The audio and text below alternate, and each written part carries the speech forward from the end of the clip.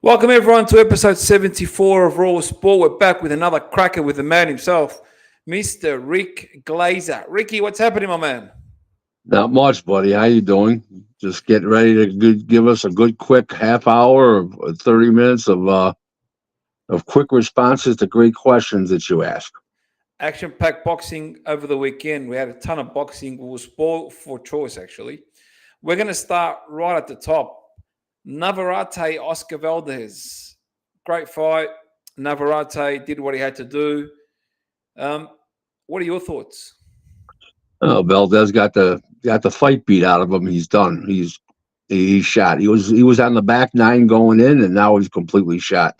He doesn't have the punch resistance anymore. He went out with a body shot. He was down 3 times total in the fight, and just doesn't have it anymore. Game's over. The two Navarrete fights took a lot out of him. Yeah, absolutely. But there was a stark difference in the outcome between the first one and the second one. What do you think? Well, yeah, but that's because Valdez was in the back nine going in. And you've publicly stated on this show previously that he shot. So that's pretty much confirmed. Valdez is not that old. Why do you think he's finished up so quickly? Just took so many shots, and you can only take so much punishment. Your head is not made for taking punches off of, and you can only take so much over the course of your career. Yeah, he was a walk-up fighter. It doesn't have anything to do with age. It's wear and tear. Absolutely. And it's how you respond to those punches. Yeah. And where to now for Oscar? I guess he's going to fight O'Shaquie Foster. That's what I keep hearing. Another top-ranked fighter who's O'Shaquie's a WBC champ, and it'll be a hell of a fight. It'll be a unification bout, and it'll be what everybody wants to see. There's no question about that. You mean Navarrete? Navarrete and O'Shaquie Foster. Yep. Okay. If you could match him with someone now, who would you put him in with? Navarrete. O'Shaquie Foster. Okay. I do the same thing. Do the identical same thing. It's a good move. And Oscar Valdez, go play with his crocodiles. He's done. He's done. It's over. He's served the game. He's been a good servant. Should never fight again. Wow, it's that's the thing with this sport. You see fighters like Oscar Valdez. He's given his life to boxing. He did really well coming up. He achieved some great things, world champion, so on and so on. But then now comes the tricky question whether they know when enough is enough.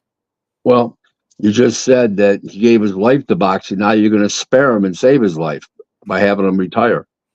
So it goes both ways.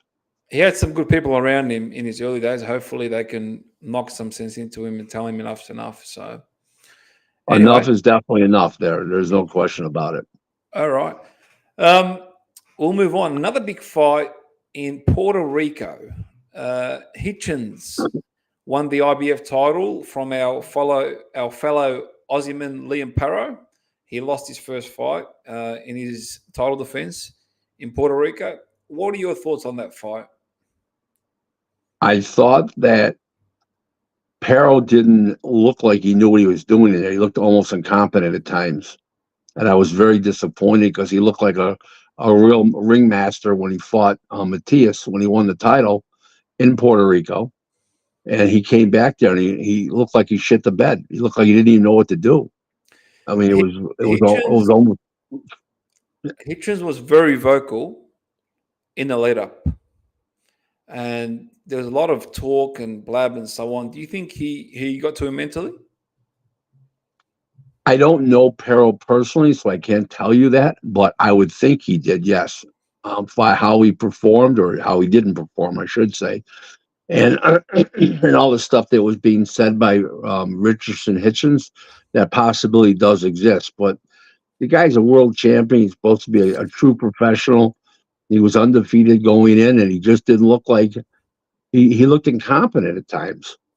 Can you explain more? Like elaborate on that? He just didn't look like a guy who was at that level in that fight. He just looked like he looked like a glorified, like he looked like a guy going from 6 rounders to 8 rounders, just going in that level, like he was 8 or 9-0. He just did not look competent. I mean, at that level.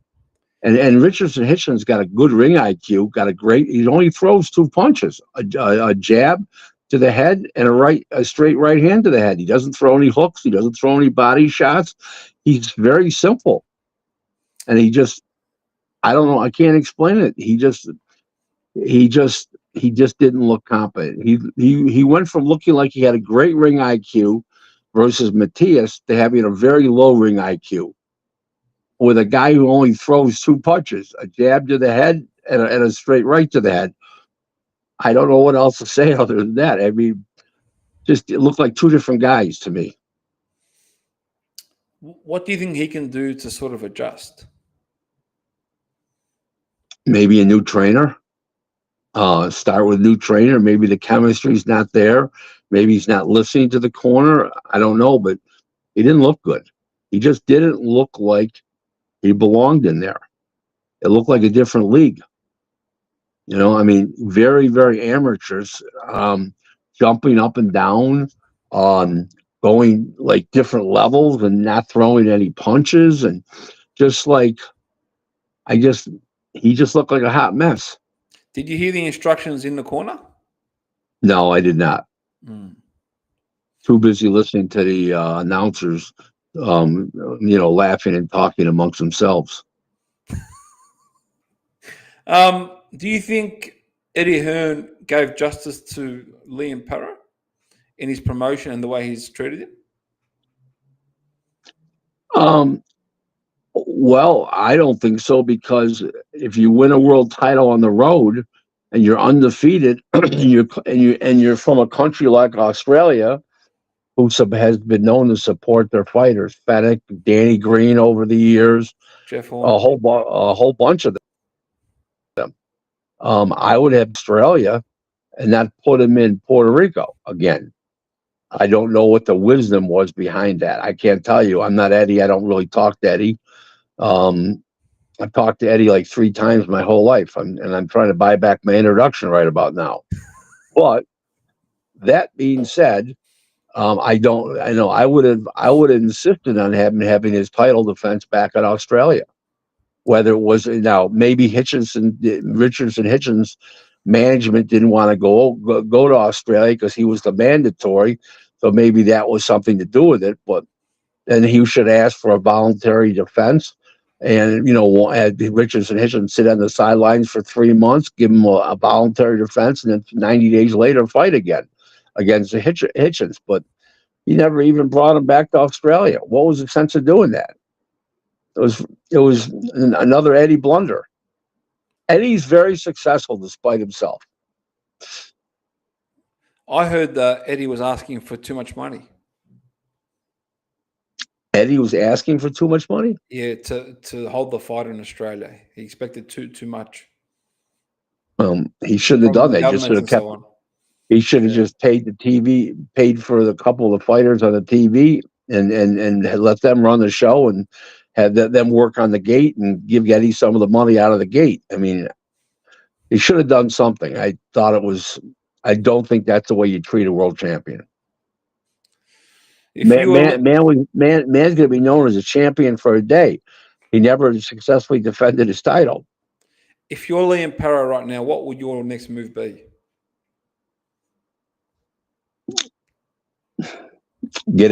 Start out with getting a new trainer. Do you really think it's a trainer? The trainer got him this far. I mean, what's changed in one fight? He didn't look competent.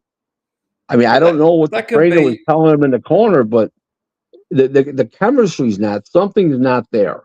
He looked like he just did not look like a world champion.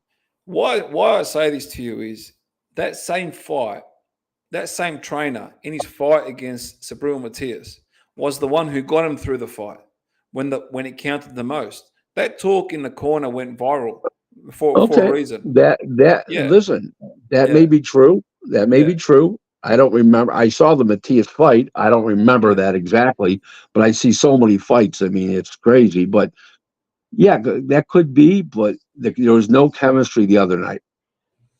There was something was missing. It could be Hutchins, it could be Hitchins got to him, like in the lead up, pushing him, talking. It's Yeah, possible. you're right. It could be.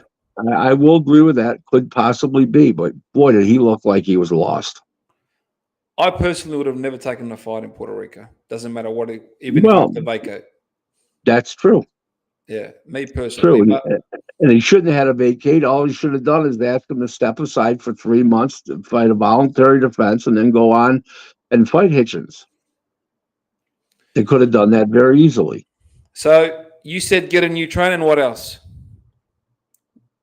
I just start with a new trainer and I go back to the drawing board and figure out what he did wrong. I'd look at films compared to the Matias fight compared to this fight and see where he went wrong. He just didn't. I firmly believe, as a promoter, Eddie Hearn set him up to fail. That's my personal belief. Well, you may be right, but the money going forward was with Paro, not with Richardson. Hitchins can't sell a ticket. Correct.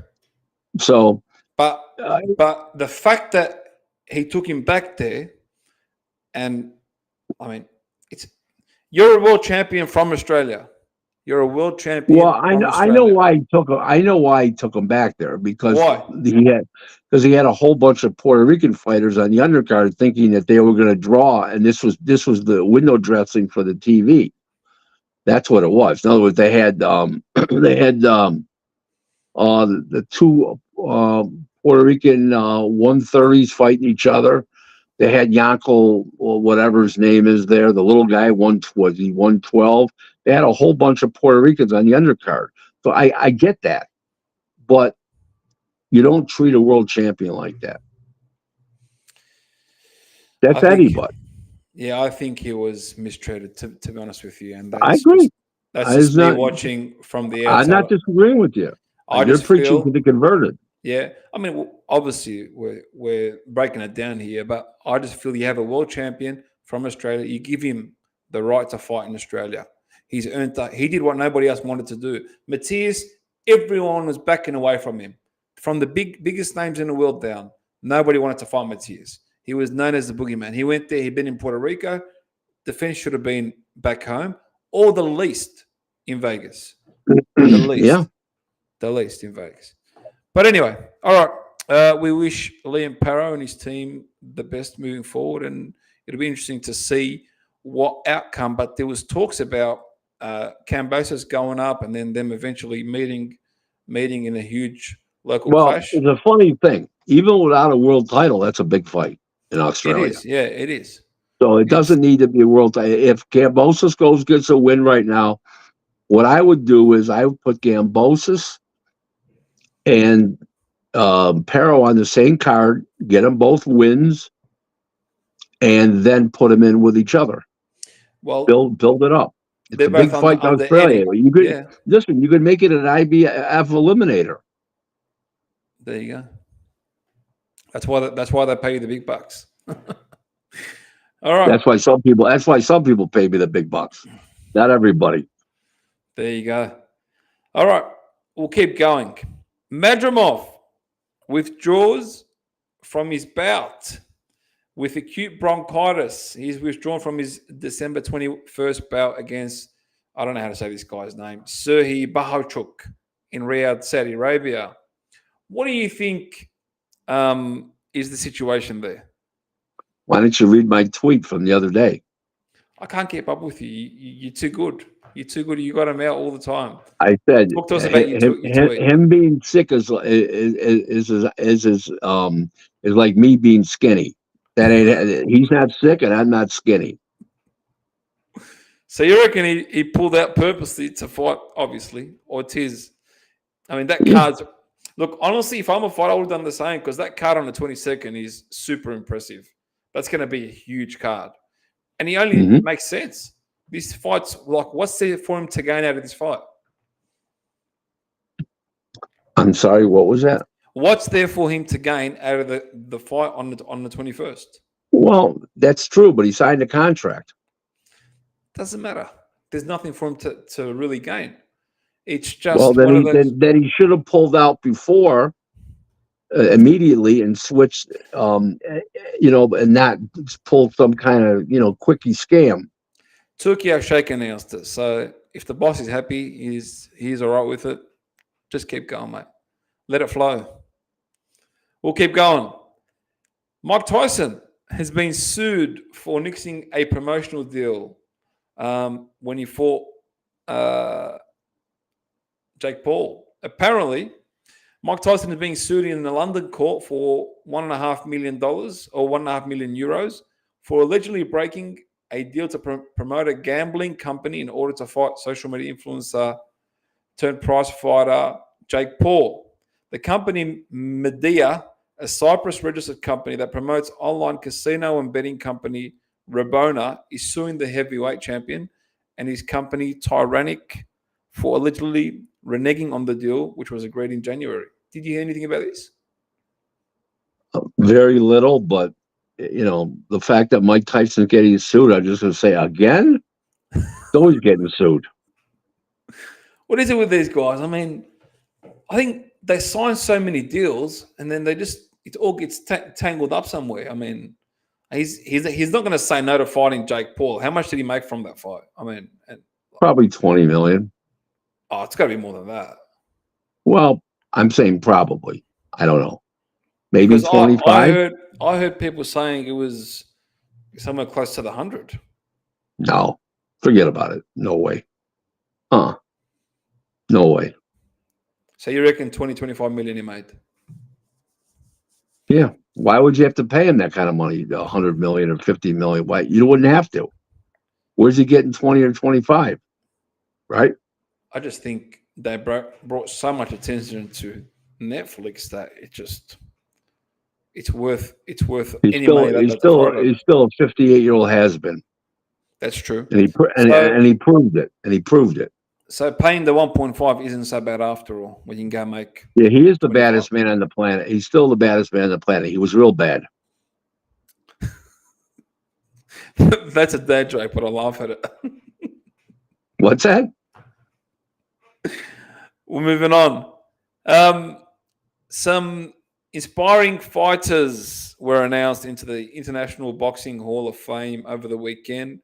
Two that are really well known is Manny Pacquiao and Vinny Paz. Your thoughts? Is it about time or is it timely? I voted for Manny Pacquiao. I voted for Vinny Paz. I did not vote for Michael Nunn, who was the third inductee. There was just too many other fighters on there that were more worthy than Michael Nunn. There was no question about it. Pacquiao was a no-brainer. Vinny had been on for years. I've been pushing him. I've been voting for him. The only time I didn't vote for him was the first year when I already had my votes. I had already guys I felt should be in. I voted for them, and I've been voting for Vinny ever since he finally got in. Thank God. What does that mean? Voting? Tell people. Explain to people the process. People that don't understand. It's an elective process. And they put a ballot of 40 people on what they call modern boxing, people that fought in post 1989 up to current, up to 3 years ago. And I'm an elector. It means I'm a voting member of the International Boxing Hall of Fame. And you vote for up to 5 people in a weight class. 3 get in. This is out of the 40. And then there's other categories that I vote on. There's a lot of categories, but I only vote in that category, non-participants and observers. I don't vote in old timers. I don't vote in pioneers, or I don't vote for women because I don't have any expertise in those areas. I don't vote on anything I don't have any expertise in. Okay. And you voted for Pacquiao and Vinny? Yes, I did not vote for Michael Nunn. Okay. Interesting. There you go. That's something new that not many people would have actually known about, that whole voting process, and you're one of the electors. So it's pretty cool. All right. From me personally, that's all in terms of my agenda. Moving on, what caught your eye from the weekend? Anything that you want to share with us? Anything that upset you? What caught my eye was how big